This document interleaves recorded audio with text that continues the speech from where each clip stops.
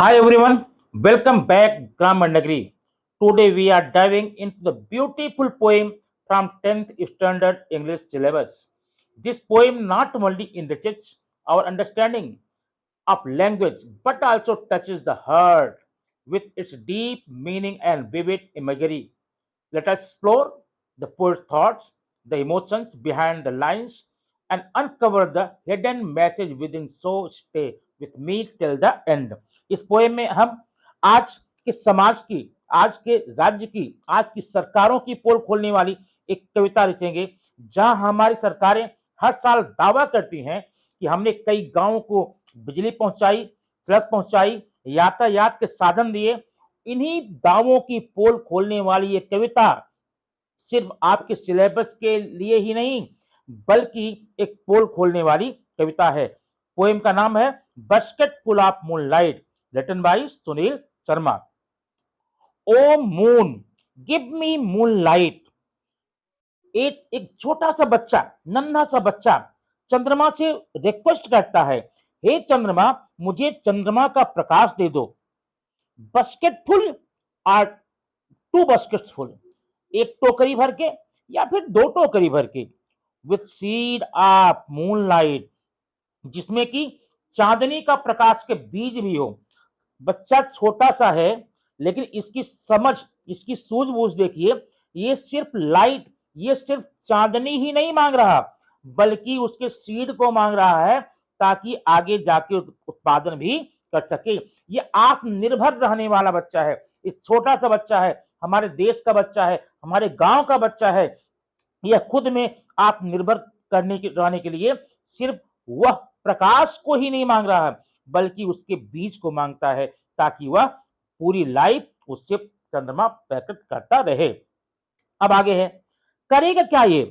From city to my village on the side of path, शहर से लेकर मेरे गांव तक सड़कों के दोनों किनारे, I want to sow many small small moon of light.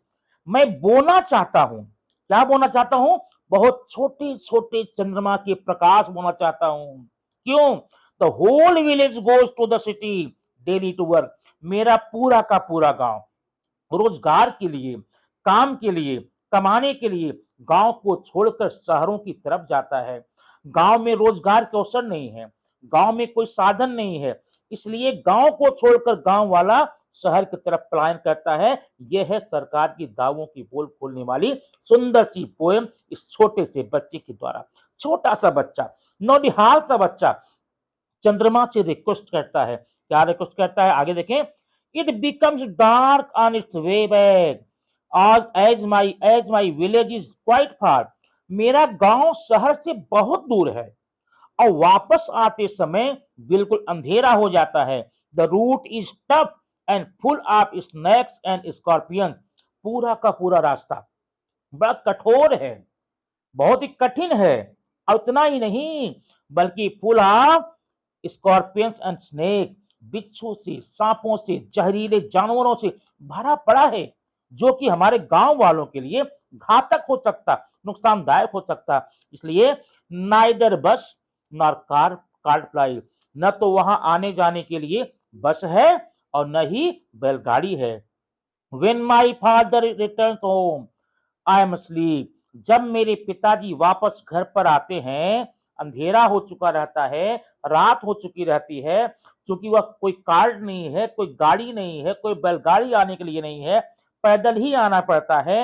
इसलिए रास्ते में अंधेरा हो जाता है और घर पर लेट पहुंचते हैं। जब लेट पहुंचते हैं तो बच्चे की बड़ी मासूम सी शिकायत है कि ऐ चंद्रमा, उस समय मैं सो गया रहता हूँ।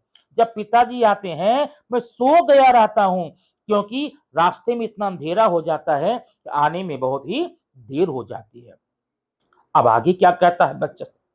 ए चंद्रमा, and he goes back early in the morning while I am sleeping.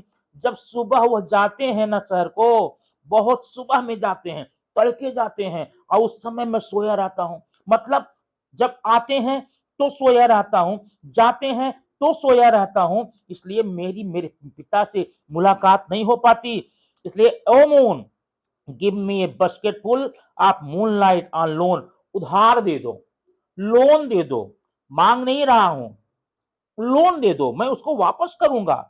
आपके प्रकाश को, आपके चांदनी प्रकाश को ब्याज के साथ वापस करूंगा, इसलिए मुझे लोन दे दो, कर्जा दे दो, कर्जा। I want to light dark route, मैं अंधेरे रास्ते को प्रकाशित करना चाहता हूं। So that my father returns early, ताकि मेरे पिताजी भी जल्दी आ सके, समय से आ सके। अब बच्चा अपने पिताजी को समय से लाना क्यों चाहता है? उसकी एक छोटी-सी मुराद है, इच्छा है, दिली ख्वाहिश है। बच्चे की यह ख्वाहिश और तमन्ना है कि मेरे पिताजी जब जल्दी आ जाएँगे, तो क्या करूँगा?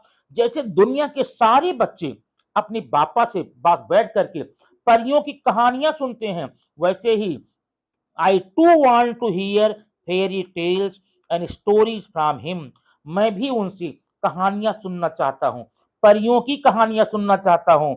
जैसे और ढेर सारे पापा समय से आकर अपने बच्चों को पास में बिठाते हैं, गोद में लेते हैं, बातें करते हैं, परियों की कहानियां सुनाते हैं। वैसे मैं भी चाहता हूँ, लेकिन काश मेरे पिता जल्दी आ पाते तो। इसलिए ए चंद्रमा, O moon, O moon, give me basketful of moonlight, एक टोकरी भर के दे दो चंद्रमा का प्रकाश।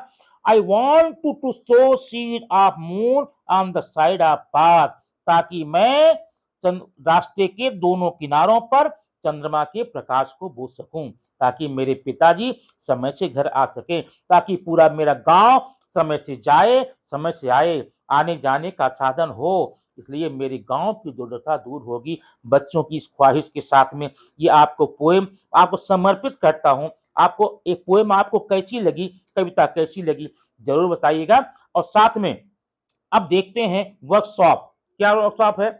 Complete the following sentences with the help of poem. अब अपनी पोएम में जाइए, लाइन में एक पढ़ता हूं।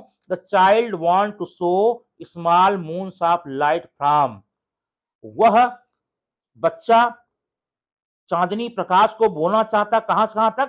From city to village. या आप हर लाइन को अपने पोएम में जाकर खोज कर देखेंगे, आपको मिल जाएगा। नीचे कुछ और क्वेश्चन है, इसको आप करना जरूरी है। अब जैसे चौथा क्वेश्चन देखेंगे, pick out line, write the lines from the poem that true. माने father reaches back home late after dark, पिताजी लेट पहुंचते हैं। ये लाइन बताने वाला कौन सी लाइन आपकी पोएम में है, इसके सामने पोएम या लिख देंगे। ऐसे क्वेश्चन नंबर 4 में ए, बी और सी आपको लिखना है। राइट मेनी वर्ड्स आप यू कैन यूजिंग फुल, अब फुल लगा करके आप जितने वर्ड लिख सकते हो उतने लिखें। दोस्तों अब बारी आती है appreciation. Appreciation from basketful of moonlight. ये बहुत इंपॉर्टेंट क्वेश्चन होता है आपके एग्जामिनेशन के पेपर में, बोर्ड के पेपर में 5 मार्क्स का ये आता है एप्रिसिएशन लिखने का। इसको अगर एक बार बच्चा ध्यान से देख ले, अच्छे से देख ले, इसमें पूरे के पूरे मार्क्स मिलने ही होते हैं। अब इसका पहले हम देखेंगे क्वेश्चन का स्ट्रक्चर कैसा होता है, बनावट कैसी होती है, तब जाकर के हम बताते हैं इसको लिखना कैसा। ये कुल मिलाकर 5 मार्क्स होता है। पहला क्वेश्चन होता है टाइटल ऑफ पोएम। पोएम की टाइटल, ये आपने कुछ नहीं करना है, आपके क्वेश्चन पेपर में ही पोएम के ऊपर टाइटल लिखा है, वो आप लिख दीजिए, हाफ मार्क का। पर ध्यान ये रखना है जिस तरह से लिखा गया है, capital letter, small letter, comma, full stop, apostrophe, जो भी पंक्चुएशन मार्क है वो छूटने न पाए, क्योंकि हाफ मार्क पूरा मिलता है उस पर। दूसरा पोएट्स नेम, आपको ऑथर्स नेम या पोएम नेम लिखना आए, पोएट नेम लिखने का आएगा। आपकी पोएम के नीचे, एकदम नीचे जहां पोएम एंड होती है, राइट या लेफ्ट हम देखेंगे पोएट का नाम लिखा है, आप केवल कॉपी करना, हाफ मार्क मिल जाता है। Question number 3, rhyming scheme. अब राइमिंग स्कीम कुछ पोएम में है और कुछ में नहीं है, जिसमें है आप उसको देखकर लिख सकते हैं, और जिस पोएम में राइमिंग स्कीम नहीं है आपको वहां लिखेंगे there is no any rhyme, there is no any rhyming scheme in this poem, this is a free type words, बस इतना लिखेंगे। अगर नहीं होगी तो, और होगी तो आपको राइमिंग स्कीम लिखना पड़ेगा, 1 मार्क। दूसरा है फिगर ऑफ स्पीच। आप फिगर ऑफ स्पीच लिखना है, एक नाम तो हमेशा हमेशा के लिए याद करिए, अलिटरेशन, उसके बाद जितना आप समझ सकते हैं। जैसे इस पोएम में पर्सनिफिकेशन भी है। क्यों पर्सनिफिकेशन है? क्योंकि पर्सनिफाइड किया गया चंद्रमा को, लोन मांगा जा रहा है। और दूसरा यहाँ एपोस्ट्रोफी भी है। एपोस्ट्रोफी क्यों? क्योंकि उसको संबोधित एड्रेस किया जा रहा है, किसको? चंद्रमा को, जो हमारे पास में नहीं है। हाइपरबली भी है। हाइपरबली क्या है? Whole village go to the city, पूरा का पूरा गांव शहर जाता है, पूरा का पूरा गांव शहर को जाता है। ऐसा संभव नहीं है, असंभव है। So this is the extraordinary statement. और थीम लिखना पोएम का थीम आप 2-3 लाइन में लिख देंगे, आपका यह नंबर पूरा मिल जाएगा। और एप्रिसिएशन के लिए और दूसरा वीडियो मैं आपको दे रहा हूं, उसको जरूर देखें। प्लीज अगर ये आपको लाइक करें, चैनल को सब्सक्राइब करें और ज्यादा से ज्यादा दोस्तों से शेयर करें। फिर मिलते हैं नेक्स्ट वीडियो में कुछ ऐसी ही नई बातों के साथ। Thank you very much for